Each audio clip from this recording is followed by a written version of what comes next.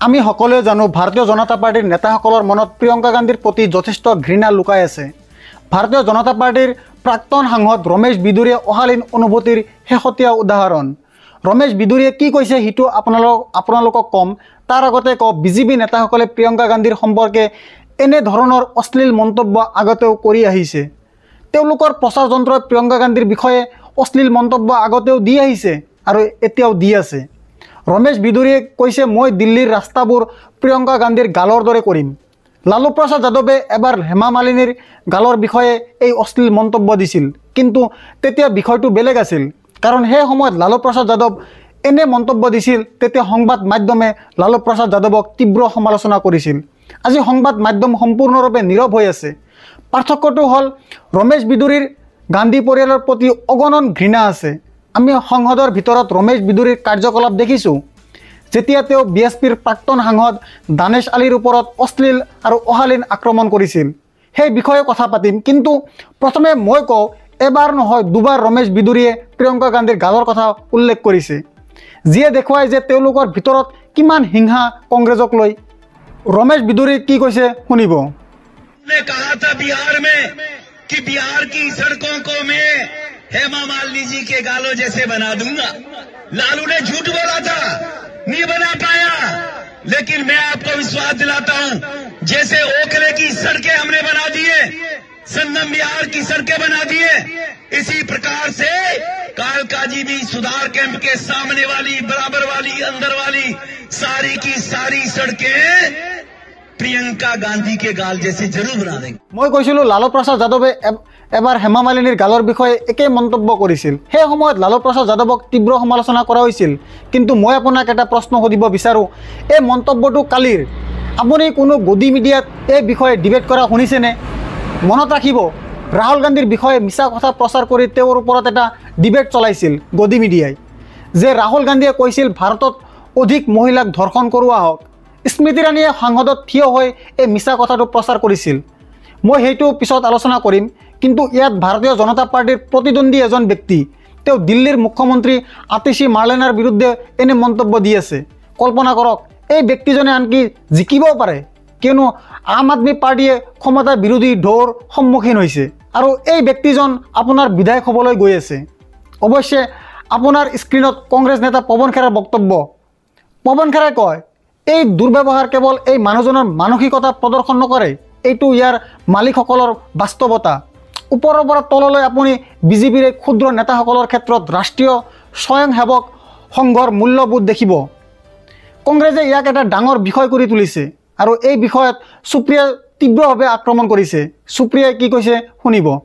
BJP वस्तुतः महिला विरोधी है और इसका प्रमाण वो बार बार देते हैं।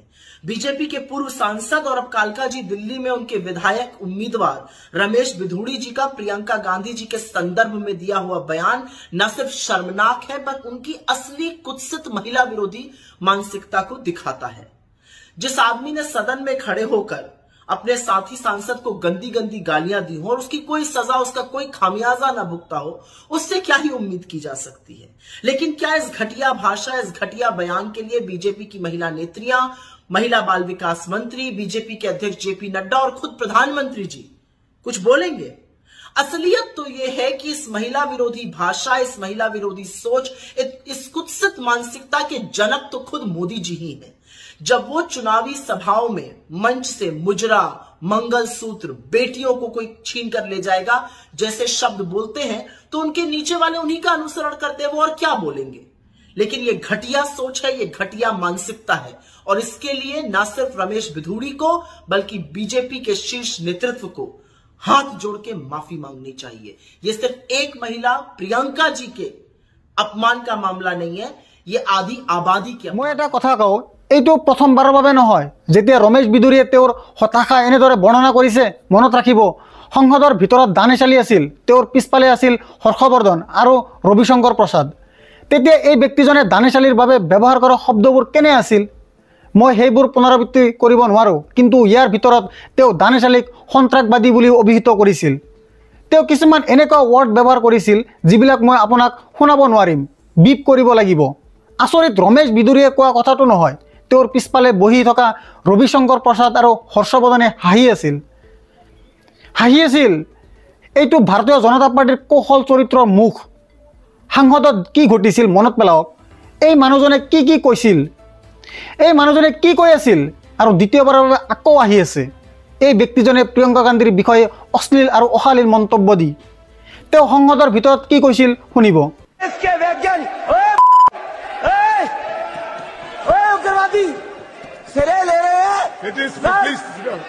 उग्रवादी बोलने नहीं दूंगा कभी खड़ा होगा, ये बता रहा हूँ।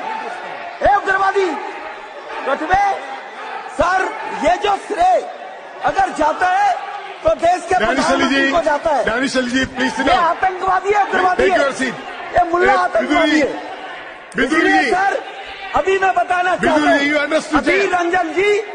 अधीर रंजन जी अभी शोर मचा रहे थे, लिस्ट पढ़ रहे थे। उस लिस्ट में अधीर रंजन जी जब लिस्ट पढ़ रहे थे 1975 इसकी बात बाहर देखो। मैं आपनाक सुधिब विचारों, यदि एटू भारतीय जनता पार्टीर कौशल चरित्र मुख नहय तेन्ते कि भारतीय जनता पार्टीर नेताসকলে महिलार विषये एने धৰণৰ अযौक्तिक मन्तव्य किय करे? केতিয়াबा তেওঁলোকৰ কয় যে তেওঁলোক কংগ্ৰেছৰ পণ্ডিত, কেতিয়াবা তেওঁলোকে কয় যে তেওঁলোক 50 কোটিৰ প্ৰেমিকাক দেখিছে, কেতিয়াবা মমতা বেনাৰ্জীৰ বিষয়ে এটা মন্তব্য দিয়ে যে আপুনি বাৰমুডা কিয় পিন্ধিব নোৱাৰে। অভিজিৎ গাংগুলী পশ্চিমবংগৰ ভাৰতীয় জনতা পাৰ্টিৰ এজন সাংসদ, তেওঁ আনকি মমতা বেনাৰ্জীৰ বিষয়ে কৈছিল আপোনাৰ মূল্য কিমান। এনে ধৰণৰ কথা ভাৰতীয় জনতা পাৰ্টিৰ নেতাসকলে কৰে। এয়া হৈছে বিজেপিৰ কৌশলপূৰ্ণ চৰিত্ৰৰ মুখ। আৰু আনহাতে যেতিয়া তেওঁলোকে বিৰোধীক আক্ৰমণ কৰিব লগা হয় কেৱল মিছাৰ আধাৰত আক্ৰমণ কৰে। মনত ৰাখিব, স্মৃতি ইৰাণী তেওঁ প্ৰথমে সাংসদত এই মিছা কথাটো প্ৰচাৰ কৰিছিল যে ৰাহুল গান্ধীয়ে কৈছিল যে তেওঁ বিজেপিৰ মহিলা সাংসদসকলক ফ্লাইং কিছ দিছিল।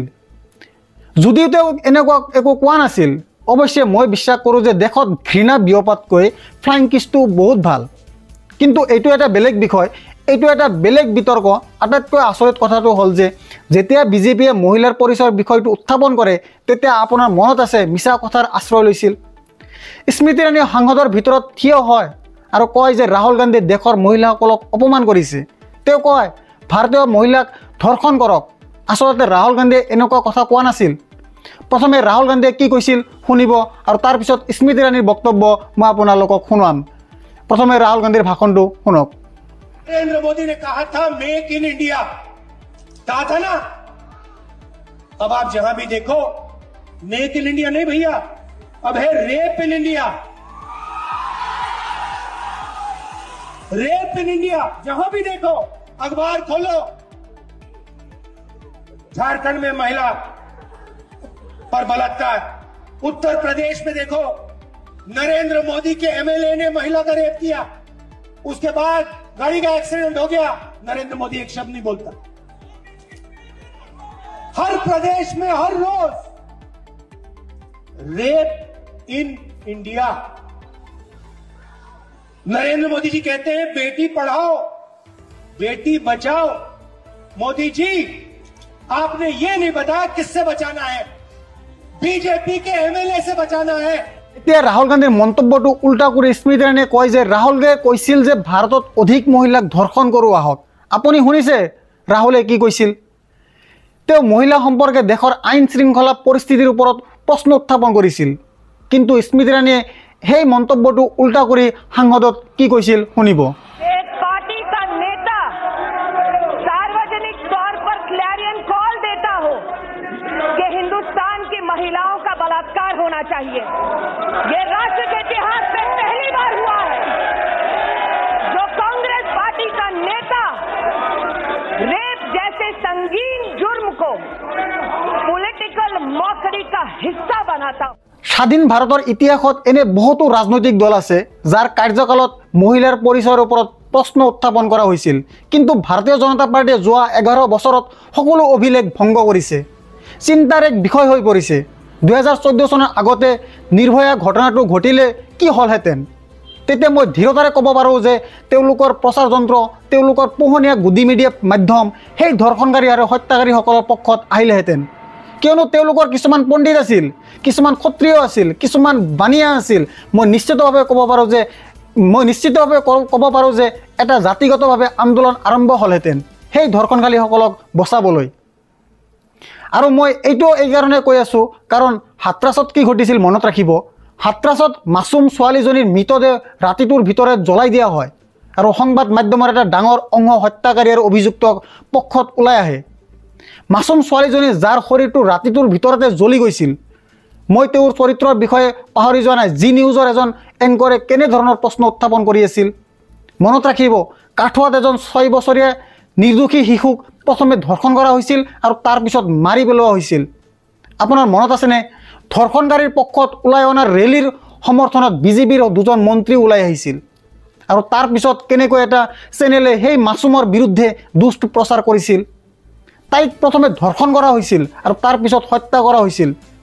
আপোনাৰ মনত আছেনে? প্ৰজ্বল ৰেৱান্নাৰ যাৰ বহুতো অশ্লীল ভিডিঅ' পোহৰলৈ আহিছিল, হাজাৰ হাজাৰ ভিডিঅ' য'ত তেওঁ মহিলাসকলৰ লগত পৰ্ণ ভিডিঅ' কৰে।